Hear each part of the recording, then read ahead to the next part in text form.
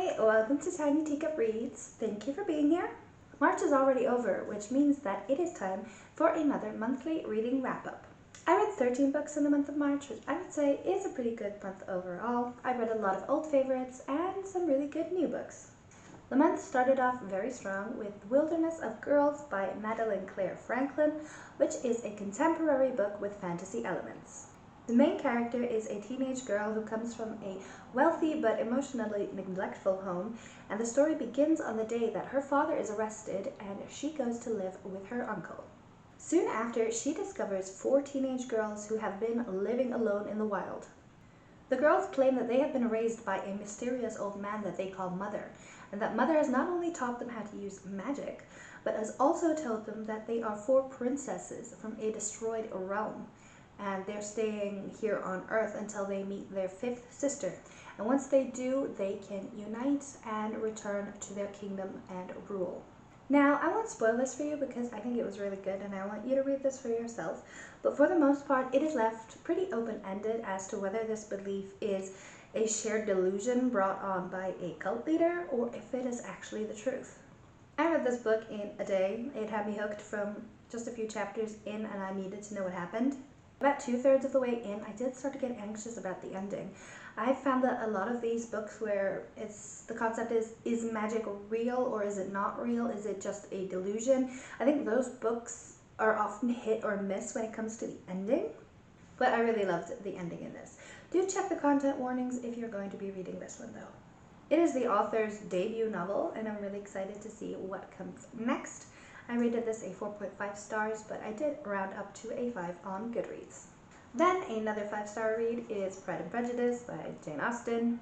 I'm trying to reread all of her novels this year, so I had to start with her best. Do I really need to tell you about this book? I'm pretty sure everyone has heard about it by now. It is set in the Regency era in England, so the early 1800s, and centers on the developing relationship between Elizabeth Bennet and Mr. Darcy. They can't stand each other at the beginning, but, and I don't think anyone will be angry at me for spoiling this 200-year-old book, they do fall in love in the end. This is such a cool book to read because you can see so many of the tropes in this one that still persist in romance novels to this day. I love this book. I've read it at least 5 times, and I think you should give it a go. A book that I had pretty high hopes for and was a little bit of a letdown was Death in the Time of Ice by Kay George. I thought the concept for this sounded so cool. It is about a tribe of Neanderthals and how they struggle to survive as the last ice age approaches and their leader of their tribe is murdered. But the author made what I think is a pretty bizarre choice and made the Neanderthals in the tribe telepathic. They are capable of simple speech but communicate with each other almost exclusively via telepathy. I think this was probably done to get around the fact that we don't really know what level of speech Neanderthals were capable of. We know that they must have had some communication because of the lifestyle that they led, but we don't think it was to the same complex level of ours. So maybe this was done as a way to work around it. But personally, I think it would have been more realistic to just have them talk the way that we do instead of have them be telepathic. It wasn't even that relevant to the plot, and it really took me out of the story. I do like some of the other creative choices that the author made, like having the tribe be a matriarchy, where the women seem to have just as much rights and say as the men do. I see a lot of authors going down the route of having societies be terrible to women, even when we have no proof that that was the case. We often like to think of history as very linear. We like to think that we personally are the pinnacle of human evolution and that everybody who came before us was knuckle-dragging halfwits, but that definitely is not the case. So it's very refreshing to see a book set that far in the past where women are not treated as second-class citizens, just there for baby making. So I have conflicted feelings about this book, and I gave it a 3 out of 5 stars. Next up was a reread. This was The Paris Apartment by Lucy Foley. She is one of my favorite thriller authors at the moment, and this is one of her best. In this, the main character is a young woman whose life is kind of a mess when she goes to visit her half-brother in Paris. But when she gets to the apartment that he told her that he was staying at, he is nowhere to be found, and all the other occupants of the apartment are acting very sketchy when she asks them about him. It's a 4 out of 5 star read for me. Really good. Then I stumbled on a historical fiction book that I'd never heard of on my Kindle recommendeds page. This is The Seventh Veil of Salome by Silvia Moreno Gracia. I'd never heard of this one before, but it is about the filming of a Hollywood movie in the 1950s, which is what drew me to it. It is told from multiple different perspectives, including the woman that was cast as the main actress in the movie, who everyone is shocked that she got the role because she's a complete unknown and also from Mexico. Also, we have the perspective of one of the extras who believes that the role should rightfully be hers, as well as several other producers, directors, and people that are involved in the story. I was honestly not expecting much from this book, so I was surprised by how engaging it was. I do think there were too many perspectives. I think it would have been better to focus on just a few. And also the ending came on very abruptly. It kind of felt like we were really in the flow of the story and then it was just over. And it kind of felt like, oh, okay, I guess that's it. I guess we're done. Still fun though. I gave it 3.5 out of 5 stars. Don't Want You Like a Best Friend by Emma R. Alban is a sapphic Victorian romance. The main characters are two young women who should be finding husbands for themselves, but instead have the brilliant idea of trying to set up their widowed parents with each other. And during that process, they end up getting closer to each other, which complicates things. This one was purely a vibe read, very light, very fluffy, pretty historically inaccurate. The characters act and talk for the most part like they are modern characters in high school. They say things like cute and cool, and I'm pretty sure one of them said the word garbage at one point, despite the fact that they're supposed to be in like 1800s England. But it was fun, and sometimes you just want to read something fun, so I gave this one a 3 out of 5 stars. It's not going to win any awards, but it was a pretty good time.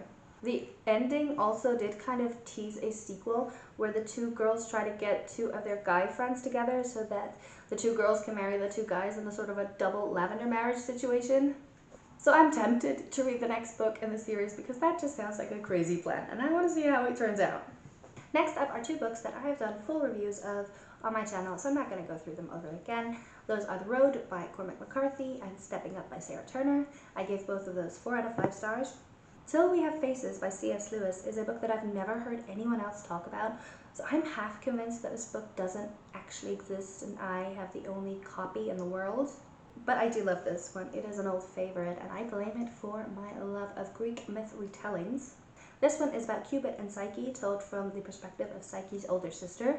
If there was no author's name on this and you had just told me that it was written by C.S. Lewis, the same guy who wrote the Chronicles of Narnia and decided that Susan wasn't allowed back in Narnia because she started caring about boys and clothes, I wouldn't have believed you. But this one gets so many of the complicated nuances of being a woman and the relationship between sisters really right.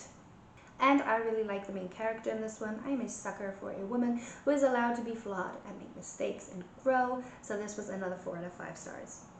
I'm still making my way through Percy Jackson and the Olympian series by Rick Riordan, so I read Sea of Monsters. It's a classic, middle grade, fun adventure romp, really fun. I gave it a 4 out of 5 stars. Then I read Sleeping Margaret by Agatha Christie. She can do no wrong in my eyes. She is the queen of murder mysteries, and this is also part of the Miss Marple series, which I love. This one is about a newly married young woman who purchases a new house that feels oddly familiar to her, and that is all well and fun until she suddenly has the memory of a murdered woman in this house. It turns out that this was actually the house that she lived in when she was 2 years old, and she, along with her husband and the iconic Miss Marple, go on a quest to find out what exactly happened in this house all those years ago. This isn't one of her most well-known, but still really, really good. I gave it 4 out of 5 stars. Fingersmith by Sarah Waters was the biggest surprise of the month for me. I am going to make an entire video just for that book. I started taking notes on everything I wanted to say about it for this video, and it was like over a page, which I think is too much for a wrap-up video, so look out for that one. Absolutely love this one though. It was a 4.5 stars. Lastly, I read The Penelopiad by Margaret Atwood. As a good literary nerd and feminist, I have of course read The Handmaid's Tale by her, but that was the only other book I'd read by her until I picked this one up. This is also a Greek myth retelling about Penelope, the wife of Odysseus. It is short, under 200 pages, which is especially short considering the fact that it spans over 20 years of time. It's good, and I love the focus that it takes on the 12 murdered slave girls that are killed at the end of the original story, but are kind of just brushed over. But I wish it had been longer and that it had gone more in depth. Still really good and worth the read, so another 4 out of 5 stars. So that's it. That is all the books that I read in the month of March. But what about you? Have you read any on this list? Or if you haven't, what was your favorite book that you read in March? Let me know in the comments below. I would love to see. That's it from me for today. Thank you so much for watching. I hope you have a wonderful day, and I hope that I will see you in the next video. Bye!